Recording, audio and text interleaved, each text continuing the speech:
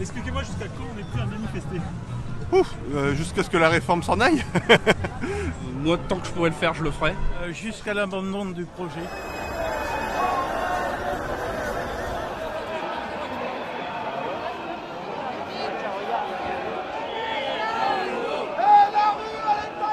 Chaque jour qui passe, vous nous posez la même question. Et chaque jour qui passe, il y a des gens en grève. Dans les temps forts, il y a beaucoup de gens en grève. En plus, là, c'est la rentrée pour beaucoup de... Et dans l'éducation, par exemple, les taux de grévistes sont importants.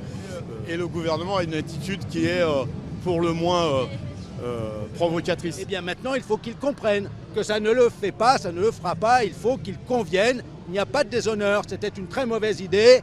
Il n'y a pas de déshonneur à donner la primauté au dialogue social. Et la primauté au dialogue social, c'est on met de côté cette très mauvaise idée du régime unique par points. On revient à la table de négociation. On n'a jamais vu ça. C'est les dates qui durent longtemps comme ça et qui deviennent maintenant historiques. C'est un peu à cause du gouvernement et pas à cause des grévistes.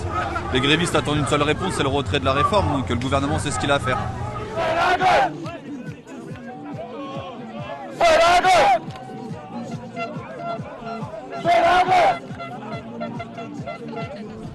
Comment on tient? On tient mal. On tient mal parce qu'effectivement, les salaires ne tombent pas, vu que là aussi, on va casser un autre préjugé. Les grévistes ne sont pas payés pendant la grève. Ça fait 37 jours que des gens se battent. Hein, et voilà, De Gaulle avait tenu un mois et puis il avait fait des négociations et on en est sorti de la crise. Là, on continue. Il veut une guerre civile. Et moi, je suis contre la violence. Voilà.